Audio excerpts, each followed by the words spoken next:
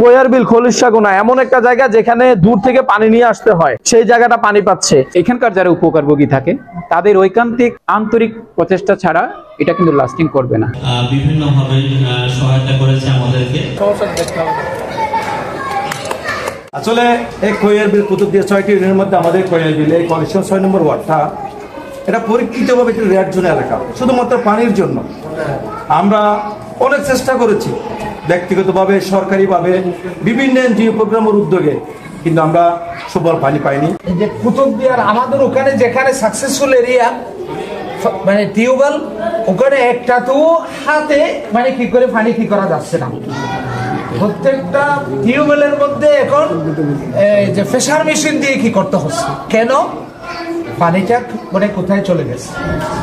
এগুলো আসলে আমাদেরকে সতর্ক করে বিজ্ঞরা, বৈজ্ঞানিকরা। আমরা এগুলোকে হাসি ঠাট্টার চলে এগুলো কি করে ব্যবহার করি।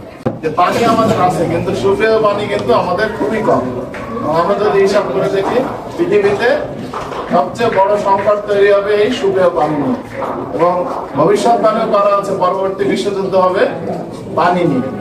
সুতরাং এই পানি যে আমাদের কত বড় সম্পদ, এই উপলব্ধি যদি আমরা না করতে পারি, তাহলে একসময় হয়তো আমাদের ওই যুদ্ধের দিকেই চলে যেতে হবে। এই কুতুবদিয়াতে ইনিশিয়াল পর্যায়ে আমরা মনে করি যে এখানে আসলে পানির অনেক দুর্ভোগ আমরা জানি, এবং আমার মনে হয় আপনারা অনেক ভালো জানেন যে এখানকার পানির সিচুয়েশন কি। এইখানকার স্থানীয় জনগণের সাথে আলাপ আলোচনা করে তাদের মতামতের ভিত্তিতে এখানে প্রত্যেকটা প্ল্যান্টকে কেন্দ্র করে একটি করে ওয়াশ কমিটি করা হয়েছে। আমাদের মধ্যে স্থাপন করা হয়েছে, যেটা যারা করছেন আমি তাদেরকে আন্তরিক ধন্যবাদ জানাই। কারণ আমরা দীর্ঘ বছর সুপ্রিয় পানি থেকে অনেক কষ্টের বিনিময়ে বরগুপ থেকে 1 কন্টেনার পানি আমরা 32 লিটার পানি প্রায় 30 টাকা, 35 টাকা, 40 টাকা দামে এখানে নিয়ে এসে খাই। অনেক এলাকার সুপ্রিয় পানির বাইরে, বিশেষ করে শুষ্ক মৌসুম যখন আসে, আমাদের যে ছোট ছোট পুকুরগুলো আছে সেই পুকুরের পানিও শুকিয়ে যায়। জীব জীবনের কারণে আমরা যে চাষাবাদ গুলো করি, সেই চাষাবাদের জীব জীবন পাশাপাশি নতুন করে আবার যুক্ত হয়েছে লবণ পানি উত্তোলন। এই লবণ পানি উত্তোলনের কারণে গত কিছুদিন আগে আমি এটা সার্ভে চালানোর জন্য আমি আহ্বান করেছিলাম সমন্বয় সভাতে।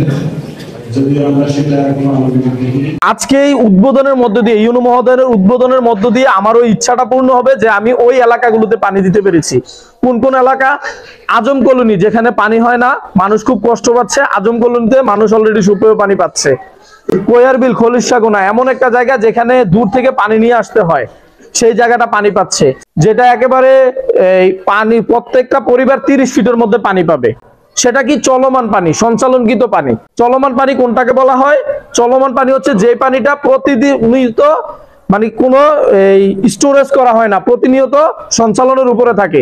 এই পানিটাতে কোনো ফিকাল স্লাশ জমে না, যে পানিটাতে কোনো রকম জীবাণু থাকে না। আমরা ওই পানিটা দিতে সক্ষম হব। আসলে পানি এমন একটা জিনিস, আমরাও সেই রকম প্রেক্ষাপটে, বিশেষ করে আমি ব্যক্তিগত জীবনে আমরা সেরকম একটা জায়গায় বসবাস করি যেখানে নিত্য নৈমিত্তিক জীবনে আমরা পানি নিয়ে যুদ্ধ করতে হয়। আমাদের ছোটবেলার সময়টাই হচ্ছে এই পানি নিয়ে যুদ্ধ। সেম লোকেশন কিন্তু কুতুবদিয়া, বড়গুপ এবং আলী আকবর ডিলে কিছু পানি পাওয়া যায় না। তো এই জায়গায় আজকে এইরকম একটা সুন্দর একটা আধুনিক প্রযুক্তি সম্মত বাস্তবায়ন করতে যাচ্ছে। এটা আসলে খুবই প্রশংসনীয় একটা উদ্যোগ। এখন সুফল ভোগ করবে এই এলাকার মানুষ, অর্থাৎ যারা এটার আশেপাশে উপকারভোগী আছে। এখানকার যারা উপকারভোগী থাকে তাদের ঐকান্তিক আন্তরিক প্রচেষ্টা ছাড়া এটা কিন্তু লাস্টিং করবে না।